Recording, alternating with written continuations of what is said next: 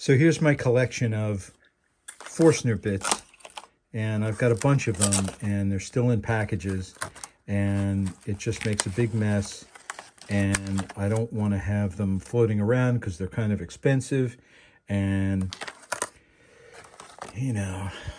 this is a bunch of stuff that I should have better access to. And I have a couple of little blocks here that hold some of these, but the holes are the wrong size. The shanks are 3/8 of an inch, and the holes are 1/2 an inch, so they just kind of wobble around in here, and that's no good. So what I'm going to do is use this piece of mahogany and cut this down and drill holes in it, and that'll be my new storage block. So the first thing I'm going to do is measure the shank length on these Forstner bits and figure out how deep I need to make the holes. So it looks like a hole that's about a little over an inch, about 1 inch and 80 thousandths or so, maybe even a little less will be okay, but somewhere around there should be pretty good. The next thing I'm going to do is start out with my largest Forstner bit. I don't even recall what size this is. Anyway, and figure out how far in it needs to be so that it's not sticking out the side of the wood. Okay, something like that. And how many of these I can get down the length of my block here, although I'm not going to use this whole length. So I'm going to lay out some lines, so at least I have a guide to start with. Next, I made a line 1 1/8 in from each side, and I drew this all the way down the length of the block on both sides. Now I'll just kind of eyeball lines.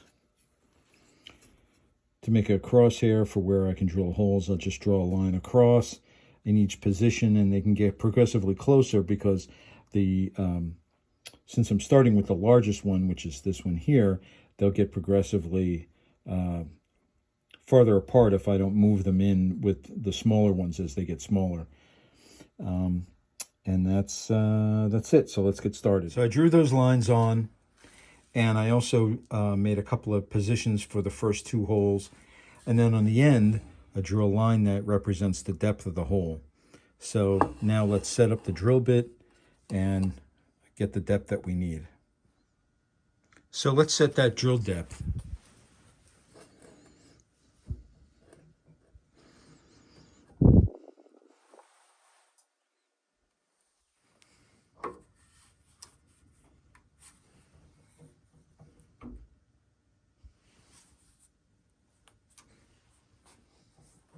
So I've got the quill locked, so it won't go any deeper than that.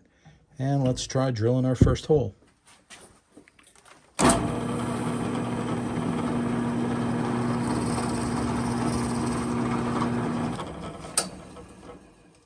All right, let's check it out. Make sure that it's deep enough.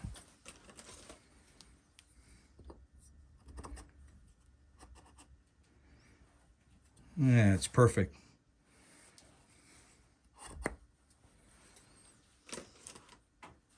Next hole.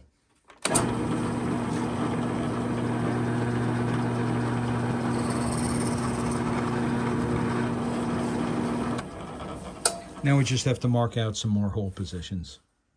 All right, so now I have a couple of new hole positions, and we're just going to go ahead and drill them. I test fit the Forstner bit shank into the hole. These are 3/8 shank, and I drilled a 3/8 hole, and they're a little tight. So I think I'm going to go back later on, and I'm going to use a V drill, which is a little bit larger, and that will open these holes up so that they're not quite so tight.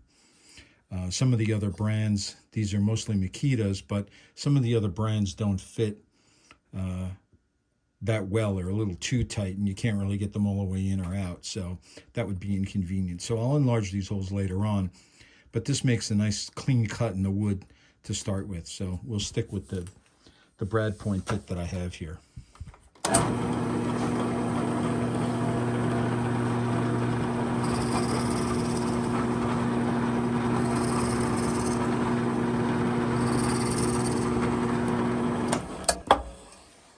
Okay, now we can lay out some holes for the smaller sizes, and they're gonna be closer together. But what I'll do first is,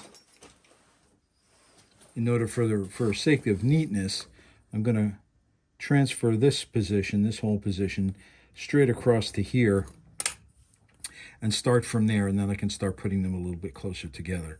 I have to count how many bits I have and how many I want to try to get in here. So we'll take a look at that next. Okay, so now I think I figured out how many holes I need. So I'm just going to go ahead and drill the rest of them, and hopefully it'll work out and it'll look decent.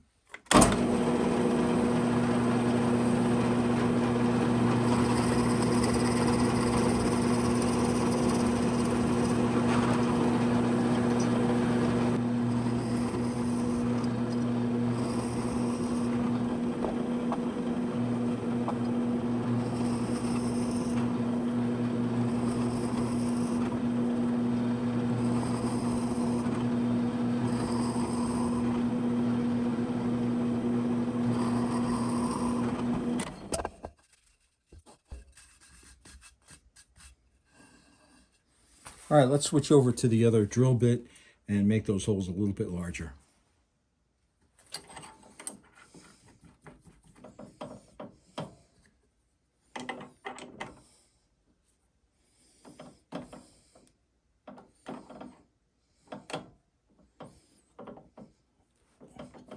All right, I'm using a V. Oops. Using a V drill bit here, and we'll just go right in. And I'm going to take the stop off because I can feel the bottom of the hole.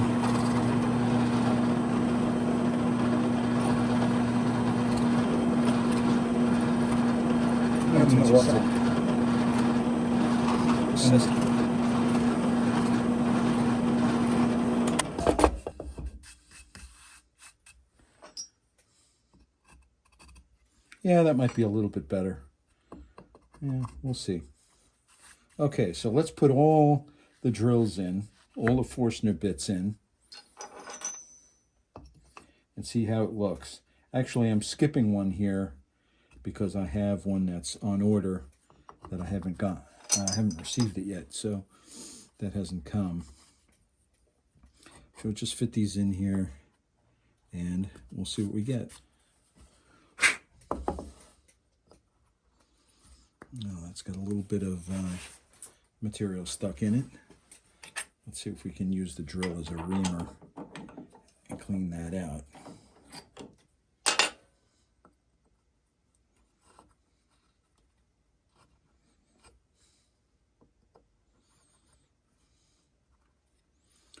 Not quite.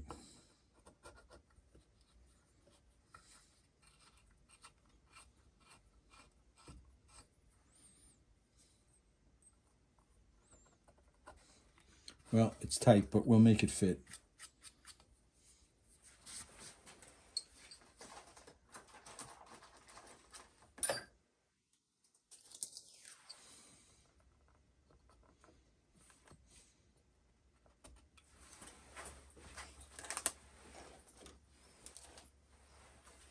Oh, I got a little ahead of myself. Forgot about these other ones here.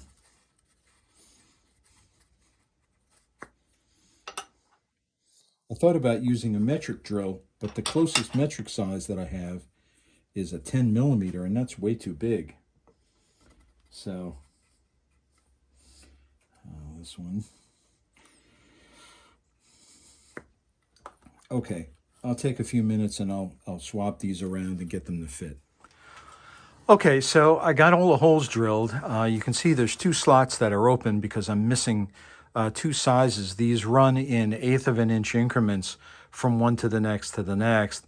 So I'm missing a size here and I'm missing another smaller one here. So once they come in, then I'll be able to put them in, and I'll have a set here of what do I got? 8, 9, 10, 11, 12, 13 sizes. This one is a little bit outsized, and this could really be included in a bigger set. But, you know, this will work out fine. I did have to drill these holes bigger. I used a W drill right here, and the W drill is 386 thousandths, so it's 1,000 shy of being 100 thousandths, I'm sorry, 10 thousandths larger than the shank of the tools themselves. And now these slide in and out pretty easily. But they're tight enough that they don't wobble around. I don't like stuff that wobbles, and they're less likely to fall out this way. So the next step now is to cut this block down so it's not quite so chunky, equalize the length of this, and then we're going to hit the edges with a router 45-degree angle to make it look nice. All right, so I've set the fence on here at a 2 1/4 inches. I think that'll make a nice chunky block that'll support the weight of this, and it'll look nice without being overly big. Okay, so here we go.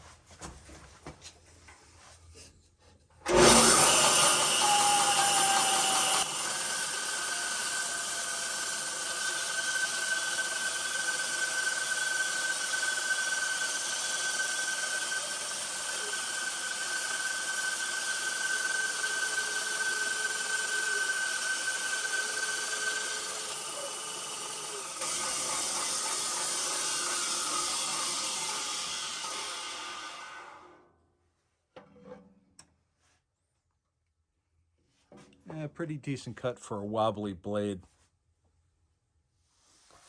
All right, so to even this up, we've got to cut a little bit off. I'll measure from here to this first hole. We got 1 5/8 about, and on this side here we've got about 2 1/16. So we've got to take a little material off. I think we got to take about let's see, about 3/8, a little bit more than 3/8, just about there. That's fine. And I'll just make a square line with my mini square, just so I have an idea where I'm going here. Even though you know what the number needs to be, it never hurts to mark it out. And we take it over to the next saw. All right, so we're over in the other workroom, and I'm going to use the chop saw to just cut this little sliver of material off. And then we should be in good shape.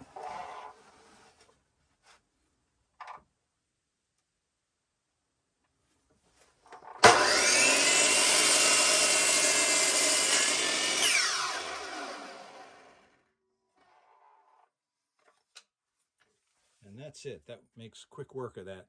The next thing we have to do, I'm going to use my little cordless trim router, and I'll put a let's see, I got a roundover bit in it, but I want a 45, so I'm going to change this bit over, and then we'll use this to do the top edges here and clean it up a little bit. All right, so the final step here now is to just route the edges. My trim router that I'm using here, my Makita trim router, won't take the 45-degree angle bit without it sticking out at the bottom of the base plate. So I'm using my 22-degree angle router bit, and yeah, that's pretty much it. That'll work fine for now anyway. And let's do it.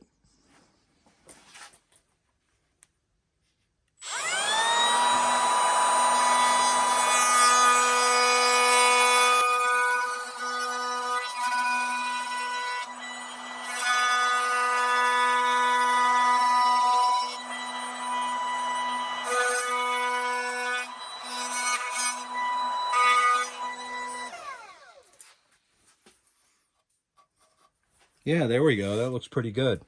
Looks nice. Except I made a big mess. All right, so here's my finished piece. Let's put those Forstner bits in. This thing could probably stand to have a little cleaning up done to it. Whoops, wrong hole. There we go. A little light sanding would clean this up, and then of course you know, maybe a coat of polyurethane or something to make this all nice. And I think then we'll be in good shape. So all the way down to 1/4 inch. There we go. Well, I didn't even know they made them that small. That's pretty good. There's my finished piece.